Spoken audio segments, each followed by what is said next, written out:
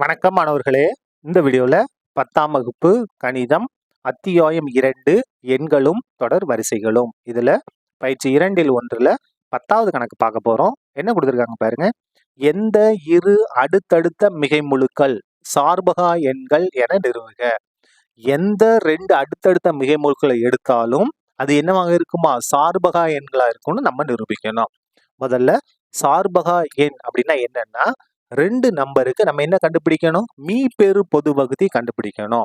அந்த மீ பெரு பொது வகுத்தி ஒன்னா இருந்துச்சுன்னா அந்த ரெண்டு எண்கள் நம்ம என்னன்னு சொல்லுவோம், சார்பகா எண்கள் சொல்லுவோம். இப்ப பாருங்க, இரு அடுத்தடுத்த முழுக்கள், அப்போ 5ன்னு ஒரு நம்பர், அடுத்த நம்பர் என்ன 6. அப்ப 5ஐயும் 6ஐயும் வகுக்கக்கூடிய மிகப்பெரிய எண் என்னதான், ஒண்ணுதான். ஒன்னை தவிர வேற எதை கொண்டு வகுக்க முடியாது. 5 ஒன்னால வகுக்கலாம், 6ஐயும் ஒன்னால வகுக்கலாம். அப்ப இதனுடைய மீ பெரு பொது வகுத்தி என்ன 1. அப்ப 5 6 என்னது, சார்பகா எண்கள். இது மட்டும் இல்ல, வேற எந்த நம்பர் எடுத்தாலும் நமக்கு என்ன வரும், நமக்கு மீ பெரு பொது வகுத்தி 1 தான் வரும். சரியா? நாங்க உங்களுக்கு நம்பரை வச்சு சொல்லியிருக்கேன். இப்ப நம்பரை பயன்படுத்தாம நம்ம இது பண்ணோம். பாருங்க, இரு அடுத்தடுத்த மிகைமுழுக்கள் எந்த நம்பரா இருந்தாலும் சரி என்ன வடிவத்துல இருக்கும், 2k மற்றும் 2k + 1 வடிவத்துல இருக்கும். 2kனா என்னது, இரட்டை எண். 2k + 1 ஒற்றை எண். இரு அடுத்தடுத்த நம்பர் எடுக்கும் போது ஒரு ஒற்றை எண் இருக்கும், ஒரு இரட்டை எண் இருக்கும். பாருங்க, இங்க என்ன இருக்கு, இது ஒற்றை எண், இது இரட்டை எண். நம்ம 6 எடுத்தோம்னா 6க்கு அடுத்த எண் என்ன, 7. பாருங்க, இரட்டை எண் ஒற்றை எண் இப்படிதான் இருக்கும். இது இரட்டை எண், இது ஒற்றை எண். இதுல இந்த 2k + 1 தான் அதிகம். அப்ப அதை ஏன்னு எடுத்துக்கலாமா, a = 2k + 1. b என்னது, 2k தான் சிறிய எண். நமக்கு ஈக்குவல்டின் வகுத்தல் விதி என்ன, a = pq + r. a = pq + r. 0 less than r equal to r less than b. சரியா? மதிப்புகளை பிரதிடுங்க. ஏக்கு பதிலா 2k + 1 equal to bக்கு பதிலா 2k. இந்த இடத்த பாருங்க, ஏவை b கொண்டு வகுக்கும் போது qன்றது ஈவு, rன்றது மீதி. அப்ப நம்ம என்ன செய்ய போறோம், இந்த 2k + 1 வகுக்க போறோம். எதை கொண்டு, 2kவை கொண்டு வகுக்க போறோம். எப்படி வகுப்போம், இந்த முதல் உறுப்பை இந்த முதல் உறுப்பை கொண்டு வகுக்கணும். அப்ப 2k, இந்த முதல் உறுப்பு என்ன, 2k. பாருங்க, 2k 2k கேன்சல் என்ன வந்துடும், 1 வந்துடும்.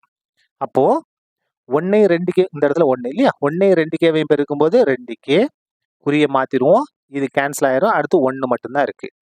அதாவது 2k + 1 2kவை கொண்டு வகுக்கும் போது ஈவு எத்தனை, 1, மீதி எத்தனை, 1.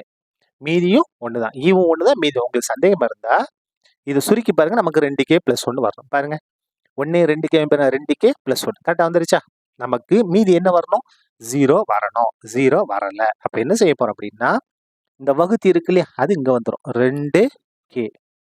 இந்த மீதி இருக்கு இல்லையா, இங்க வந்துடும். இது இங்க வந்துடும், இது இந்த இடத்துக்கு வந்துடும். இப்ப என்ன செய்ய போறோம், 2kவை 1 கொண்டு வகுக்க போறோம்.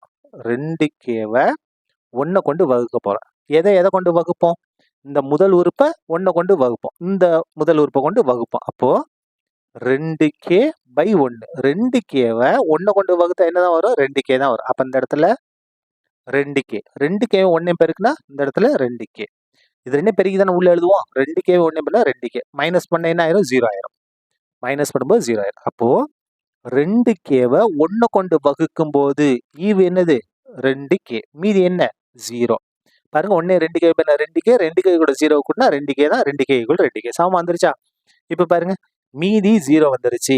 அப்ப நமக்கு வகுத்தி தான் என்னது, ஆன்சர். therefore மீ பெரு பொது வகுத்தி என்ன, மீ பெரு பொது வகுத்தி 1. எனவே